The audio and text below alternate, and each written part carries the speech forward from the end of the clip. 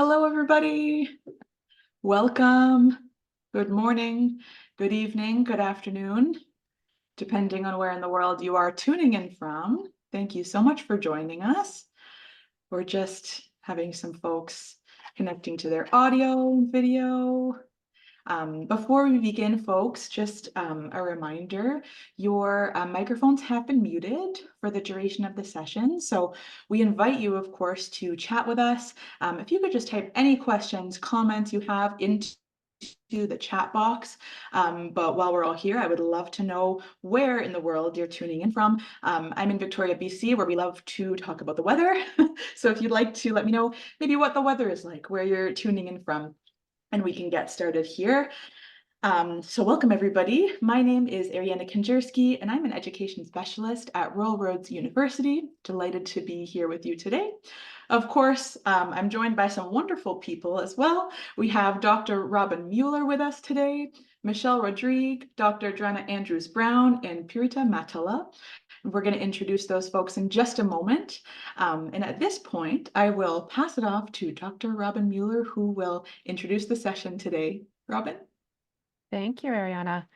And I apologize, I was distracted by letting people in from the waiting room. So good morning, good afternoon. It's just afternoon where I am today. I work at Royal Roads University, which is, let me forward to the next slide here, which is located in British Columbia on Vancouver Island on the traditional lands of the Lekwungen-speaking peoples of the Songhees and Esquimalt First Nations. I am today, though, in Montreal for a conference, so I'm on the other side of the country. Oh, Corey, you're in Montreal too. Hello. Yeah, it feels like 44. It is oppressively warm here in Montreal. It's taken a bit of getting used to. I'd just like to say, as part of this land acknowledgement as well, that I recognize throughout my entire career, have been part of the higher education post-secondary system in Canada. And I recognize that that system has been built on colonial models and also does contribute to systemic harm of Indigenous people in Canada. So I would like to make the commitment to moving forward with decolonizing work in higher education that is meaningful and in collaboration and partnership with Indigenous friends, colleagues, and community. And I challenge all of you too to think about your positioning in the higher education system and how we might move forward with decolonizing work in a good way. Now I'll take a moment to introduce you once again to our panelists today. Before I start that, though, I should tell you what I do at Royal Roads. So I'm at Royal Roads University. I am an associate professor. I am the program head for the Master of Arts in Higher Education, Administration, and Leadership. And I'm also the director for the School of Education and Technology. So it's my pleasure today to host this webinar that's focusing on strategic enrollment management.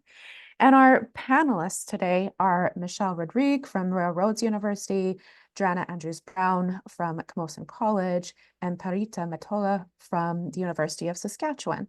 I'm going to let each of these folks introduce themselves briefly, and then we'll move along to get started with our panel. So Dranna, can I start with you? Absolutely. Hello, everyone. It's my great pleasure to be here this afternoon. I'm joining from the lands of the Wasanich families here on the South Island in the Greater Victoria area, and I'm joining from Camosun College. So in my role as an associate registrar, I have the pleasure of working with recruitment, admissions, and financial aid. And I'm serving students at an institution that is really focused on access and accessibility of education, and it's at all levels from developmental up until undergraduate programming. And I think that's an important context as we move into this conversation about strategic enrollment management to kind of understand what the kinds of enrollments I'm looking at these days bring to inform the way I see this work. Wonderful. Thanks, Dranna. Pirita, could you introduce yourself quickly? Absolutely. Hello, everyone. It is my pleasure as well to be here with you all. today. As mentioned, I work at the University of Saskatchewan as the Senior Director of Student Engagement and Academic Success. And in this role and previous roles, I've done all sorts of things related to strategic enrollment management, and recruitment, prospective student services, international student services, et cetera, fall into this particular portfolio. As some of you may know, we are located on Treaty 6 territory and homeland of the Métis, and our student population is also very diverse. So EDI related things, decolonization, international education, which it has been very much on the radar this year. All of those things are on top of mind, really on a daily basis in this role. So my pleasure being here. Thank you so much for the invite. Wonderful. Thanks so much for coming today. And Michelle, could you introduce yourself briefly?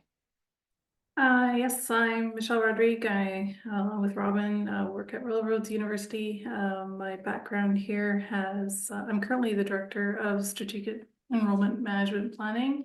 My background, have background in recruitment, marketing, admissions, and some program administration as well.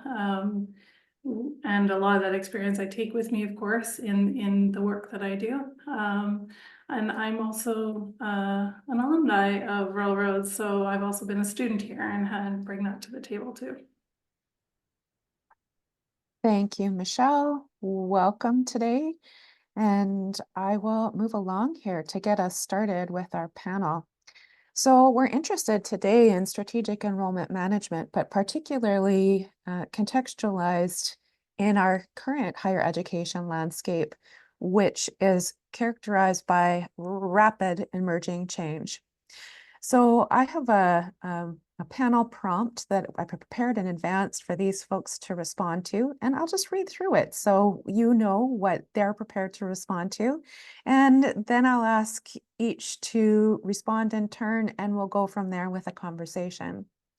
So the prompt reads like this: the higher education landscape is experiencing rapid change, both internally and externally to individual institutions.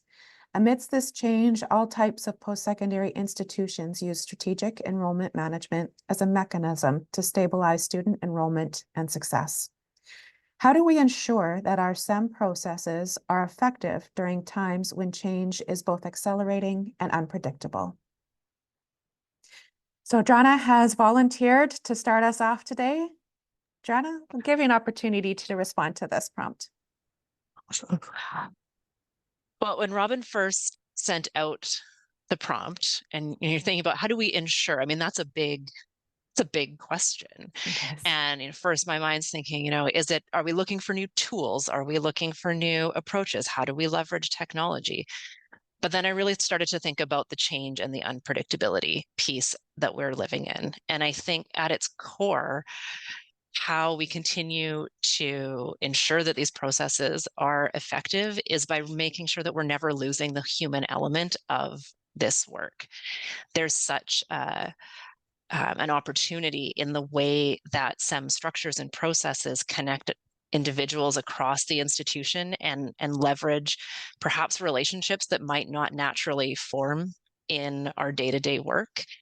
And by creating those as spaces where folks can show up and be vulnerable and bring their ideas and bring their full selves, so that we're really drawing on all the collective knowledge of the institution as we're making these challenging decisions, will help make sure that our SEM practices don't just become another thing that has to happen or become a place where people are coming out of fear.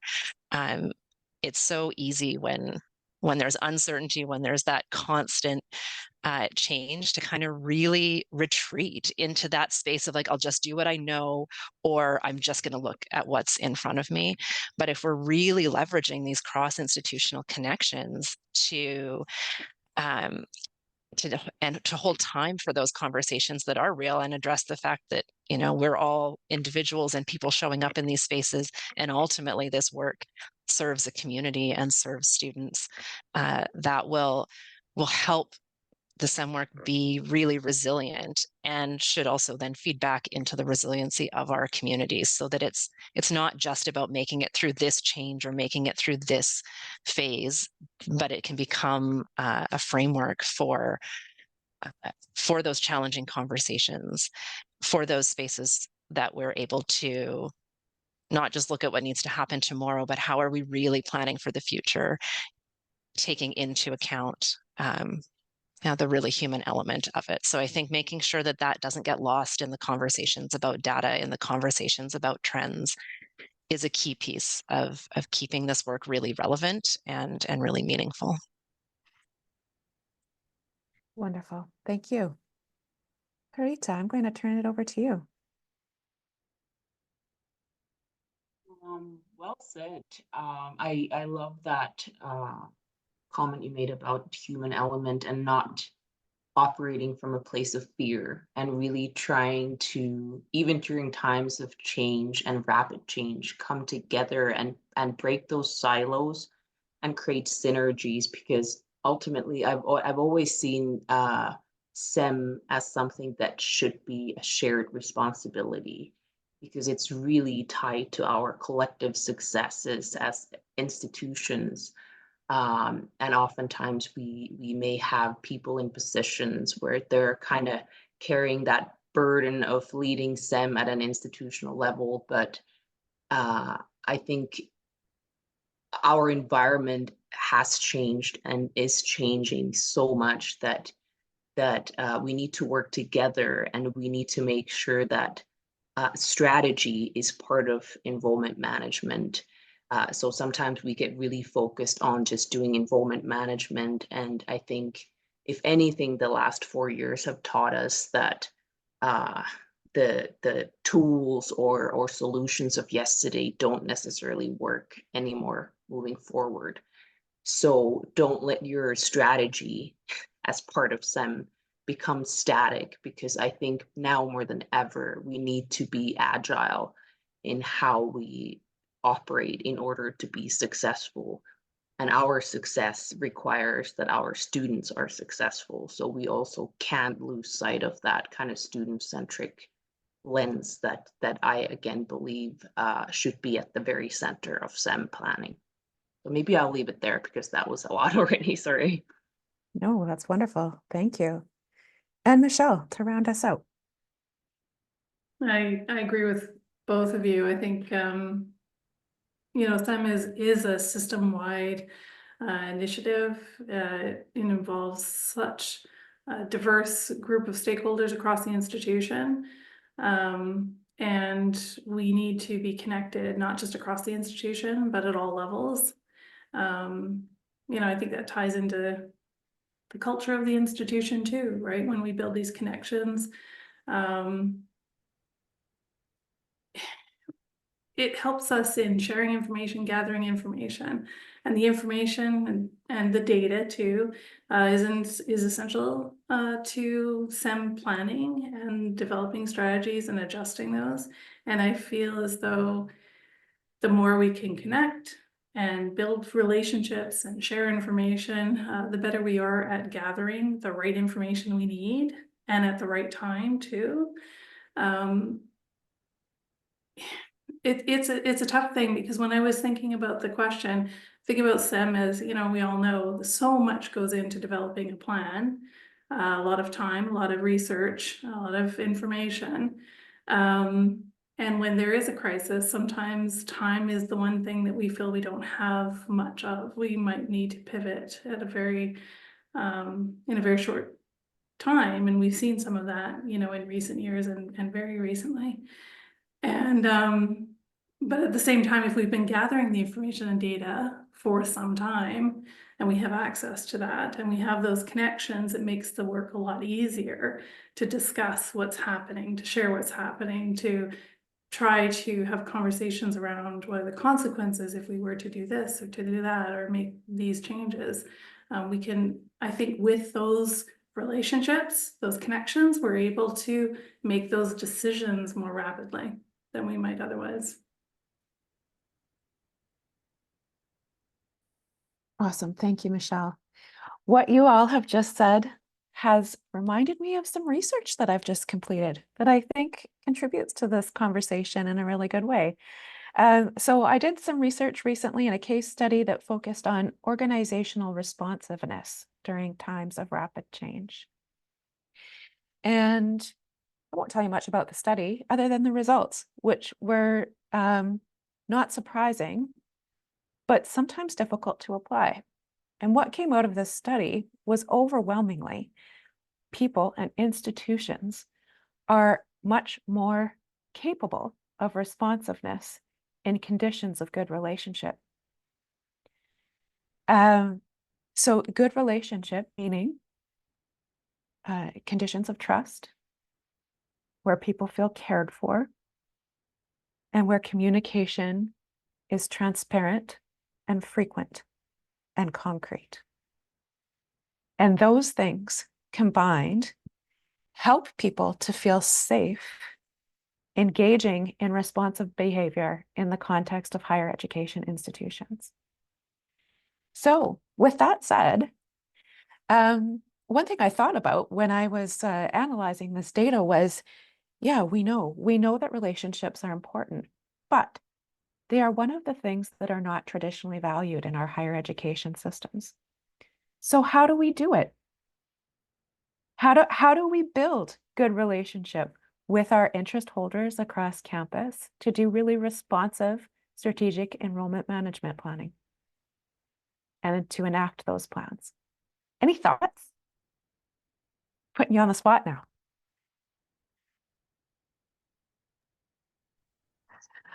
I mean, I think some of that can be addressed as simply as holding space in committee meetings, in those formal spaces where we're already bringing very intentional groups across campus for space to get to know you, whether that is in a SEM context, sharing enrollment wins or good ideas that worked and why, and it helps to personalize a little bit and start to build across those boundaries. I think it has been harder in recent years when we sit in a Zoom room to have these meetings, which we do often for efficiency's sake. And we're I work currently in a 2-campus system, so often we're online to be able to accommodate where people are located. But it's harder to have those moments of you're walking in and you get to know people organically and build those relationships organically. And so I think it's really incumbent upon leaders in those spaces, folks that are facilitating meetings, facilitating those interactions, to hold space for that relationship building and know that that is, and to value that, to lead by example and value that space for relationship building and those emergent conversations, so that the work can continue to get done after the meeting ends and it's not just waiting for the next time. Pirita, Michelle, any thoughts about that? You asked a really big question. And I, again, really share your opinion on relationships mattering so much when it comes to SEM or when it comes to anything, whether we're at small or large organizations. And Dranna said excellent things again about the importance of leading by example when it comes to SEM really being something that is shared, the responsibility shared by more than just a handful of individuals. What I found powerful is having, first of all, the support of a senior leader who says that this matters and who brings stakeholders together on an ongoing basis, not just once a year, but on an ongoing basis, and making sure that there's diversity around those tables, really paying attention to who has a seat at the table, who has a voice at that table, and are those voices and maybe differing opinions, do they matter, or are they being taken into account when actually making decisions and plans? I think again, when it comes to leading by example and being in positions where we may be people leaders and pushing forward an agenda, I think again, being aware of our own biases and, positional power and creating that space for different opinions, because oftentimes, whether it's SEM or any other area, a groupthink is something that creeps in very Yeah. quickly, and that can be very detrimental. SEM is about being able to predict what's going to happen in the future many times, and being able to see opportunities and threats, and being able to plan for tomorrow, today. And I think groupthink or everyone agreeing with what we did before is going to work moving forward. That can be really dangerous. So those were some of my initial thoughts that came to mind, and I loved hearing about the research results, and I'm not surprised. Relationships do matter a lot. Thank you. Michelle, anything to add there?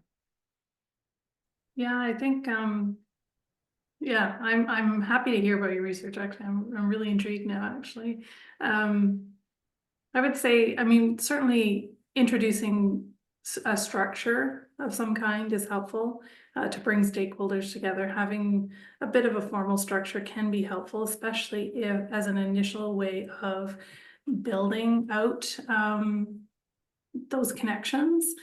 And then to your point, Dranna, in these meetings, getting to know each other, getting to understand the work that's done in each other's areas, and really reinforcing these connections, I think, is important.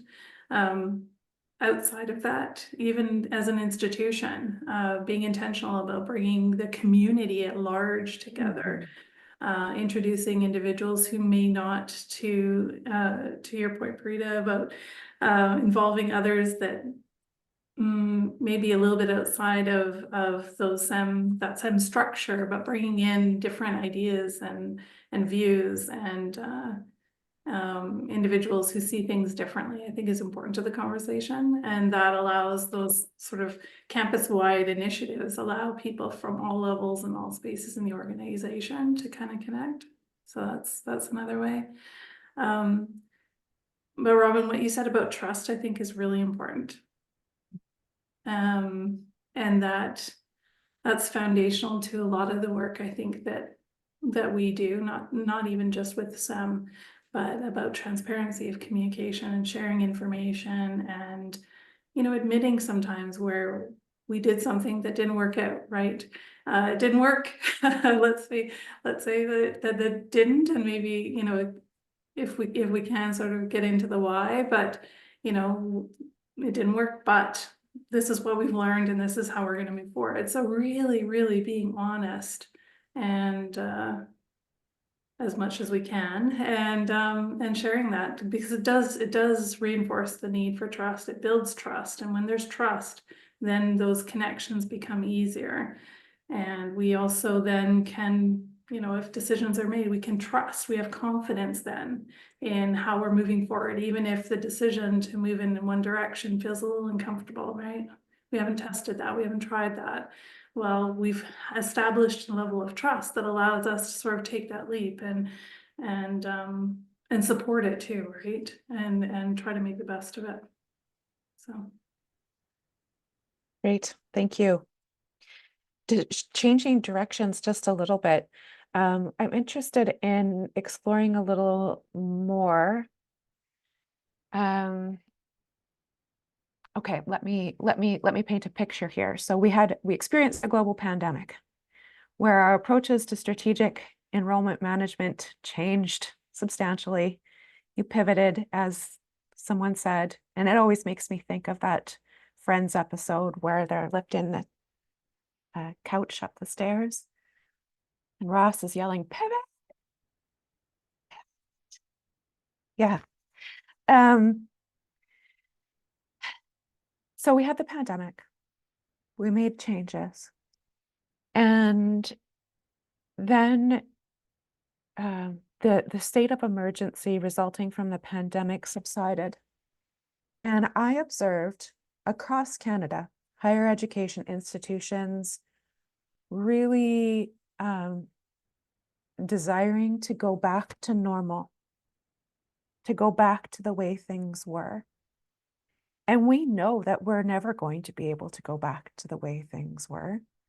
The world has changed. Life in higher education has changed. So how do we talk to people about that? How do we disrupt the notion that it's in our best interest, likely, to try new things with our strategic enrollment management processes, new approaches, to experiment, Michelle, as you alluded to try something new, to move forward? How do we disrupt these ideas that we need to go back to normal or that there is a status quo that is valuable?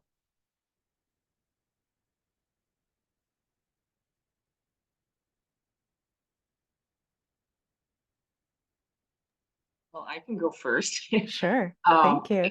Again, an excellent question, and we've certainly seen it too. And I would go back to what I mentioned in my first comment, which was I think SEM needs to be student centric, and we will do well if we are student centric. I think maybe post-secondary institutions used to live in a world where we thought that if we build it, they shall come. And that was maybe the case for many decades. But I think our learners have changed so much, who they are, how they want to engage in their studies, what they're looking for, what their student journeys look like.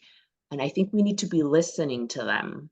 And here I found that student surveys and data has been helpful in at least trying to get us to get to a point where we can initiate that conversation of why are we proposing changes to modes of delivery, or what our programs look like, what we might be offering moving forward.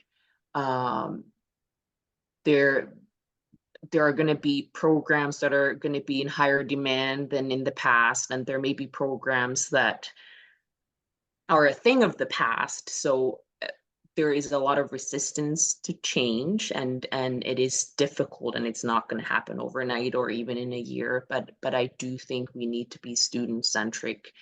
It's tied to our bottom line, to that long-term success as an institution.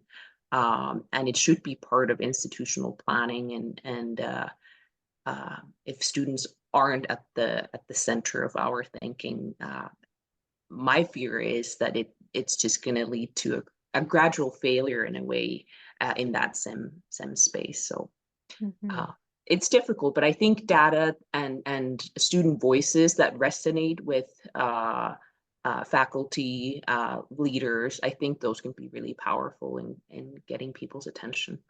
Yeah, thank you. Michelle, Dranna, do you have anything to add there? It's an interesting question. I mean,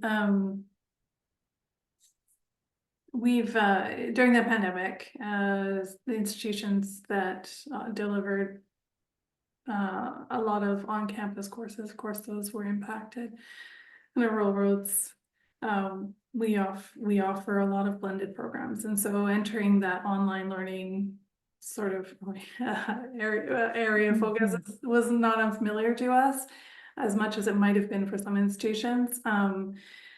But even having said that, we've experienced shifts in what students are looking for and expecting, right? And that has come through. We've intentionally gone out and surveyed our prospective students, and we survey current students. So that is part of the feedback, and just, again, speaking to connections, right? We also should listen to information we're getting directly from students, right? So outside of surveys, what is the general anecdotal information or feedback that we're getting from current students that are, willing to come forward and talk about their experiences, and from prospective students when, data we're not necessarily capturing, but we're hearing when we speak to them, applicants too. And that should help inform some of what we know about our student body and our programs and our institution as a whole. I think we need to listen to staff too. I think we need to pay attention to what we're hearing outside the institution Yeah. about us and about what's happening in our labor market, in our communities, and what the needs are. And you know, it's a lot, right? But data is definitely going to help inform us to some degree. Anecdotal information might correlate, might align with some of that, might ring true, or it might contradict what we're seeing in the data. And then at the end of the day, maybe add a little intuition or best judgment. And but yes, data is something, and it's hard. It's hard if we haven't been collecting data for a period of time. By the time we are looking to get the data and the information that's going to help make those decisions, it becomes a lot harder. So I think thinking ahead to the next crisis, we want to be very intentional about, or think through what sort of questions we want to ask and what do we want to know to make decisions, and start collecting data early on through surveys and other sources. Definitely. That's a really good point, Michelle, because often I find too, we have been collecting data, but data that has not necessarily been driven by any particular questions or concerns. So we're swimming in data, we're drowning in data, we've got lots of data, but we don't know what to do with it. And we don't know how it is meaningful or applicable to our current situation that's at hand. Dranna, I see you've unmuted. I think you have something to contribute here. Well, just sort of building on that and thinking about kind of trying to get to the underlying why of that resistance. And so, you know, kind of on the theme of data, even looking at things, you know, partnering with HR to look at employee engagement surveys and getting a read on what is the current climate on a campus might provide insight then into how to better address internal resistance to change as it's coming up. And then I also just wanted to echo what Pirita had said about student voice. I think coming back to that student-centered student voice piece and really aligning it with the overall mission of an institution, and what is the, you know, beyond the enrollment pieces, the really core values of each institution, that continuing to draw those dots for people and bring them along with that narrative can help overcome some of that resistance to go back to the status quo, especially because so many institutions have some framing around change for the future, and really trying to lean into some of that framing, and then tying it back to the that piece of trusting that if things don't turn out the way we envision them, that it's going to be a supported fail forward. Because I think a lot of it comes back to a yearning for a time when we felt differently day to day, and that is what we want to get back to. But that's a fallacy. So how do we bring that reality together? And I think a big part of that is making it okay for people to try things and have it not work out and learn from it, rather than it be a failure. I love the idea of failing forward. Sometimes I think, though, that the fact that we are higher education in a marketplace doesn't do a lot to enable us to engage in that kind of behavior. So what about now with things like the IRCC caps in place? How do we engage in responsive, nimble, flexible enrollment management planning in conditions like what we're dealing with at the current time?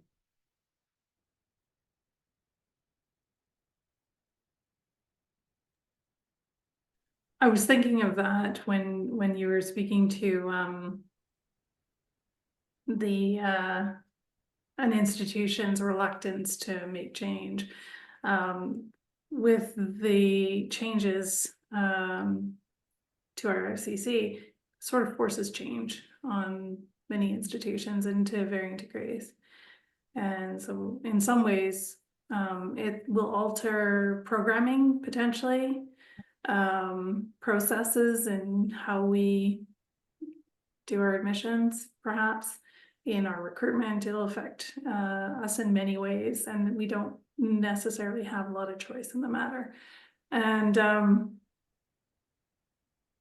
yeah, I think that's the hardest part for me is when you're faced with a decision or a change that isn't necessarily driven by the institution, then what do you do? Again, we have to go back to the data, look at our students. What is it that we have to offer that will align with their needs, offered in a way that ultimately supports their goals, whether that's working and immigrating to Canada or what have you. It's a tough one. That's where I really struggle from a SEM perspective, because we're not necessarily making changes based on perhaps where the institution might want to go itself, but we're having to respond to changes. And for some organizations, I mean, it's been in the news, right? Like financial stability of an institution could be in jeopardy to some degree if international enrollments were to decline substantially, and we didn't have the ability to sort of make up for that in other ways. And I think most every institution is going to struggle with that a little bit for some time.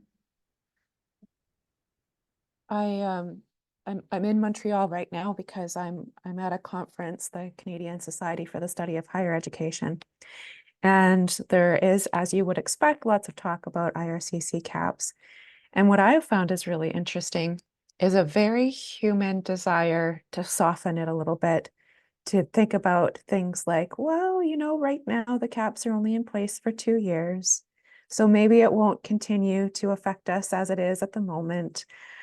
You know, just a very, you know, wanting to be hopeful and optimistic. But again, underpinning that is a real desire to go back to the way things were.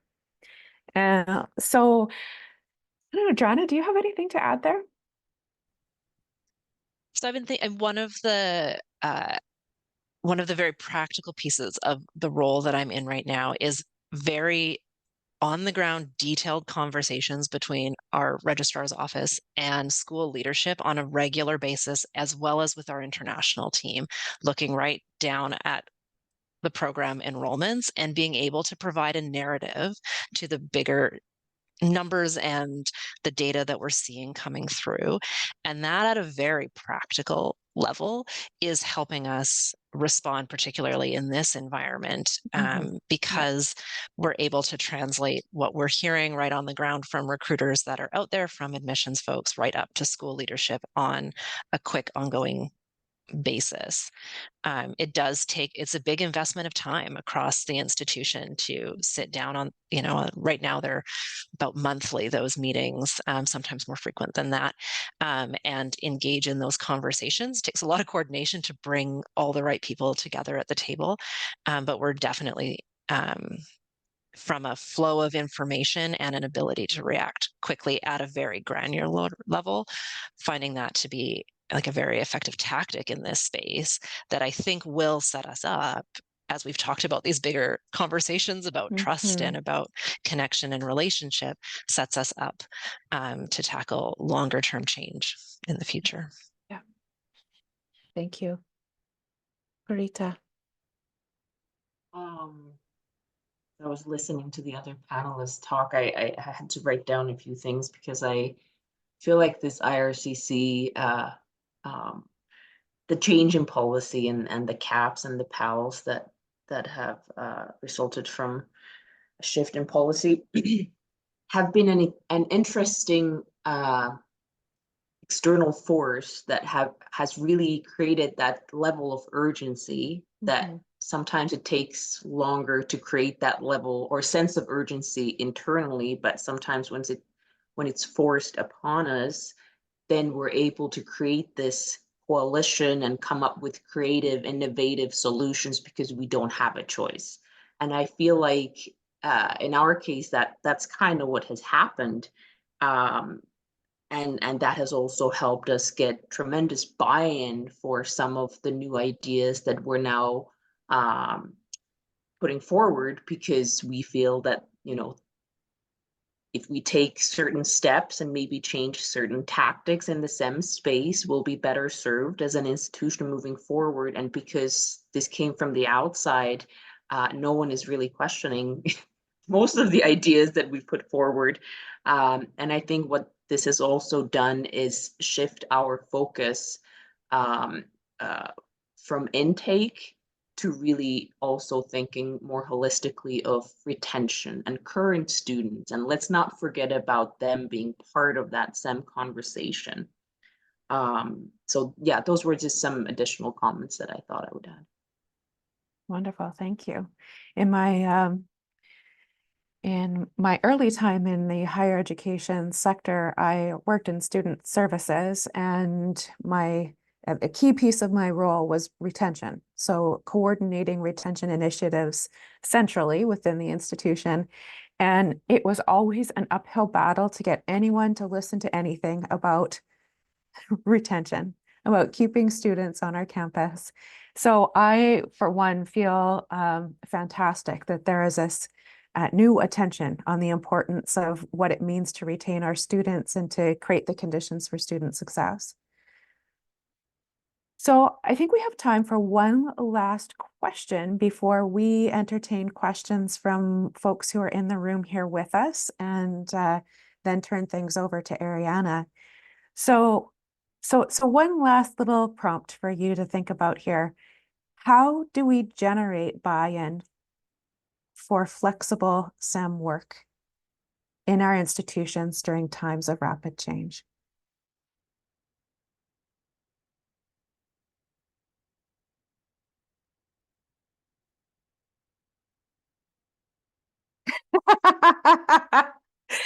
Thanks, Rolanda. I thought it was a pretty good prompt too.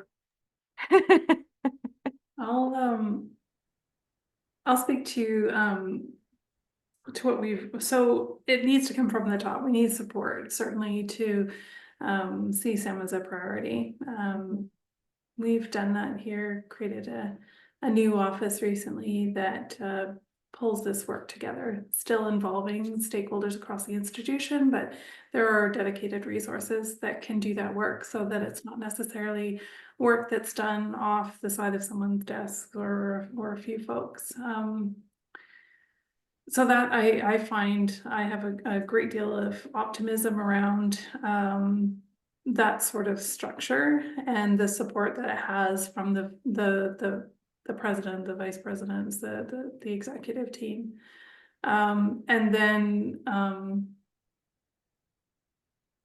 I mean, we've talked a lot about it, right? But any sort of stakeholder connections that we have, whether it's structured or otherwise, but ensuring that people are in the right room, I think that certainly contributes to buy-in, right? And certainly if we're being open and transparent about sharing information and being authentic when we're looking to collect information and data from these stakeholder areas, I mean, that's huge. I think it was Dranna who mentioned it earlier about reporting out. But I think it's also important to have opportunity to share back information. Certainly we also have enrollment data that we bring to the executive and is shared. But doing so to the larger university and excuse me, I think helps garner support and trust again in the work that's being done. Just generally, I think we need to. We can't do enough of that. Right. Yeah. Thanks, Michelle. Last words. Pirita, thanks. I think a lot got covered already, and I feel like we've touched on many of the topics that help us get buy-in, reporting back, making sure we meet regularly and there's executive level support and sponsorship for SEM initiatives, resources dedicated for SEM work, so it's not just done off the side of someone's desk. And especially at larger institutions, what I've found is that if we speak the language that resonates with our on-campus stakeholders in terms of why should SEM matter to you, then we get their attention. So maybe it's not enough to say that, you know, SEM is part of institutional planning and we should all care about it. But if there's an understanding of how is it tied to incentives or resource allocation, or what are the consequences if we don't achieve our kind of set goals, speaking that kind of language has been tremendously helpful as well. Yeah. And communication and trust. And oftentimes that trust happens outside of fixed agendas. So having almost unstructured time to just connect one-on-one with people, especially if people are less familiar with the concept of SEM and what is it and what does that mean? Is it just recruitment? Because I find that lots of times people first think it's just marketing and recruitment, and it can be really helpful to just kind of open that concept to people who may be less familiar with it. Yeah, sure. Thank you. And Dranna, you started us and you'll finish with the last word here too. Well, and I just wanted to build on what both Michelle and Pirita said in terms of that communication and reporting out piece. I think, especially if we're in a central place and we're kind of we're sort of the center of the wheel and connecting out, if that's part of our role in the SEM structure, then trying to really understand how perhaps the data or the data story that we have, how that's going to best serve the person we're connecting with, and coming from that place of empathy or asking the question. You know, often so much responsibility still is very distributed across an organization, asking the questions of, well, if you had this information, how would you use it? Or what information are you missing that's related to enrollments, and how can we build that in? And having that be a dialogue. And one that is hopefully personalized to the specific context, depending on the level we're connecting with, or the particular school or context or faculty that may have, you know, competing enrollment priorities, can help generate buy-in for the larger whole, because it's making it real. I mean, that's a responsibility that's challenging in the center, to try and understand the reality out sort of at all the spokes, but really helps others understand where they fit in the bigger picture. Yeah, awesome, thanks. I also think that data presented in a narrative is helpful for people to wrap their heads around what it actually means as well. So that's a strategy that I think has been underused in higher education to share information out to the broader community. Okay, we have a few minutes for 1 or 2 questions that we can respond to. If you have any questions, just throw them in the chat and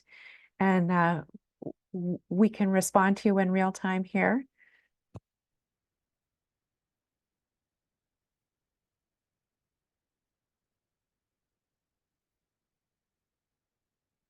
Oh, I'm not seeing anything.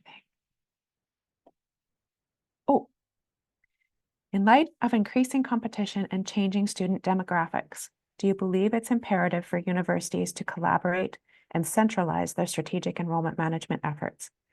What are the potential benefits and challenges of such a centralized approach, and how might it impact the overall effectiveness of SEM strategies across higher education institutions? It's a small question for you. Don't apologize. It's great. Thank you. Anyone want to tackle that?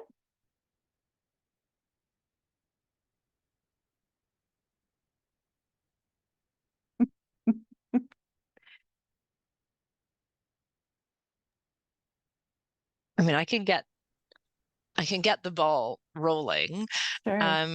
You know, I do really think it is important to have some level of central strategic enrollment management responsibility that has a view and connection out throughout the institution, because ultimately it has to align with every other strategic priority of the institution. It has to all be articulated together. And if there aren't if there isn't some level of centralized support for this work, then we can have lots of really great pockets of enrollment management work that is happening. But if it's not all coming together in a shared way, not that it necessarily needs to be one individual central responsibility, but if it's not articulated together, then it's going to be missing opportunities for either for offsets in enrollment as certain things fluctuate in different program areas. When I think about it in a college context, where you have programs that are mandated to run in a certain way, where there's a little bit less flexibility in terms of program delivery, may need to offset something that's happening over here that can be much more market driven. And if decisions are being made in a vacuum, then we're losing an ability to really move the institution forward as opposed to specific areas. So I do think that some level of centrality is really critical in this work. Agreed. Pirita? Thank you for getting us started, because you were giving me so many good ideas again, and or thoughts to write down. And I agree. I think maybe depending on the structure of the institution and the size of the institution, the answer may differ slightly. But at a large institution, I think a SEM plan has to align with your institutional strategic plan and vision.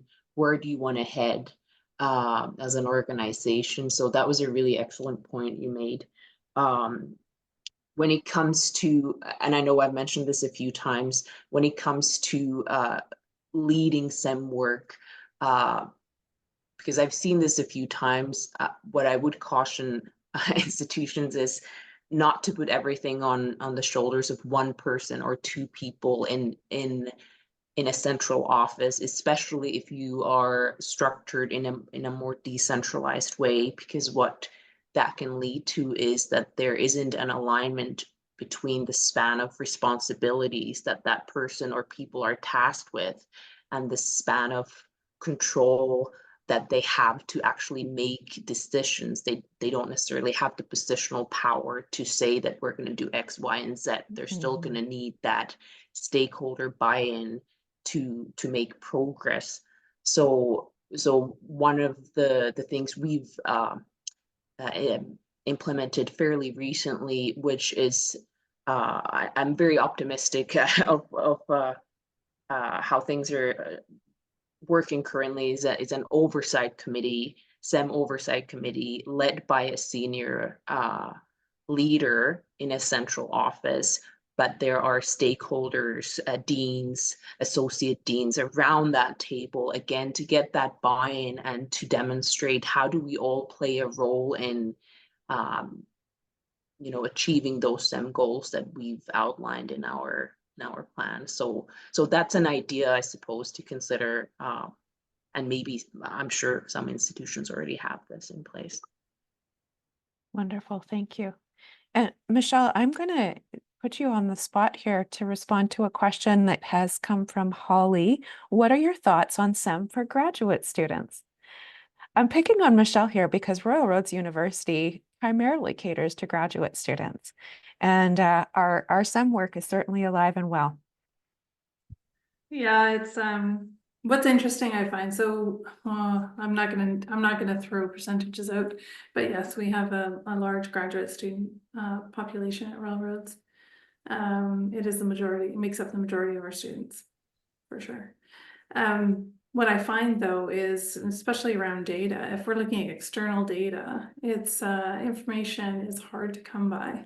A lot of the information out there that we use for benchmarking or reference will often relate to undergraduate students. There is some information out there, it's just harder to find. For us, we have, as I mentioned earlier, we've surveyed our prospective students, most of which were graduate students. So that allows us some insight. I think the SEM process around graduate programming is very much the same, right, in terms of process. but obviously we're working with a bit of a different audience. And so that's the main factor. And so I think it's just about being cognizant when we're looking at data, especially in external data, is to understand what that's in relation to, and then, you know, think about it critically and whether or not that information would necessarily align with the demographic that you are working to recruit. Wonderful. Thanks, Michelle.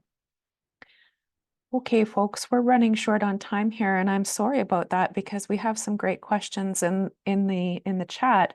Kyla McLeod, I know where you work, so I'm going to connect with you later. And Sarah, I'm going to leave my contact information in the chat, and this is an invitation for anyone. If you have questions or things you'd like to follow up on as a result of this webinar, please feel free to get in touch. I'm happy to carry on the conversation about strategic enrollment management anytime. My virtual door is open. At this point, I'm going to turn things back to Ariana to finish us off. Yeah, thank you so much, Robin. Thank you so much to all of our panelists. Such an insightful conversation. We appreciate you being here. I'm just going to go ahead and share my screen once again, and just take us through a little bit of information about our higher education suite of programs. We have a few coming up in 2025. So if you're interested in continuing conversations like these in the classroom, I will give you a little bit of info here. So we have a few dates. Like I said, in 2025 coming up, our Masters of Arts program in Higher Education Administration and Leadership. The start date for that is June 9th, 2025, and the application deadline is March 9th, 2025. As well, we have our Graduate Certificate in Strategic Enrolment Management specifically. So if you're looking to dive into this work further, the start date for that is August 11th, 2025, and the application deadline is going to be May 11th, 2025. So there's lots of time. If you're thinking about applying, there's no time like the present though. If you're wondering how to apply, just a little bit of information. All of the robust information that you need is of course going to be on our website, ruralroads.ca. But how to apply, it starts off with an online application fee of $134.01. And then we ask for some supporting documents. And there's several avenues that you can come into Rural Roads as far as admissions go. We have standard and flexible admissions. So you may be asked for the following documents. They include official transcripts, so from any post-secondary education you may have, a personal statement. And the personal statement, when I was doing my program at Rural Roads, is one of my favorite parts. It really gives you a chance to sit down and think about what you're bringing to the program and also what you hope to get out of the program. So almost like a covering letter, explaining why you're a great fit and why you want to be a part of the next cohort, as well as a structured resume. So really detailing any work experience, volunteer experience that you may have on there, and 2 letters of reference. And those can be either professional, so from a work context, or academic in nature as well. And of course, we realize this is a huge step to go back to school in any capacity, right? So we have supports available to you. Things like financial aid and awards, wonderful team there. You can explore financial resources, so things like loans, bursaries, scholarships, student research scholarships, other funding, and emergency funding, because sometimes life happens. That can all be found, of course, at ruralroads.ca/admission/financial aid awards. And this will all be in my follow-up email as well. You can also contact Enrollment Services. I'm biased, but they're a great bunch of individuals. The email for that is just learn.more@ruralroads.ca. And then there's some phone numbers for local and for toll-free for North America as well, if you want to give them a call. So again, learn.more@ruralroads.ca if you're looking for further information about the program, or to chat with somebody one-on-one, or to connect you with alumni or students. And that about wraps us up for today, folks. I just want to thank everybody. Thank you for taking the time out of your day to be with us live today. Of course, for everybody on the recording, thank you so much. Before I wrap it up here, I just want to pass it back to you, Robin, if you have any last words to cap us off here. Just to offer some thanks to you, Ariana, for keeping us organized and on track. And thank you, huge thank you to our panelists for engaging in this conversation with me today. It has been a real pleasure. Thanks everyone for joining. And I really hope to be in touch with you soon. We're gonna build some of those good relationships across our sector. Absolutely. Thank you so much, Robin. Thank you to all of our panelists. We appreciate you, and we will see you in a webinar next time and hopefully in the program. Take care, everybody.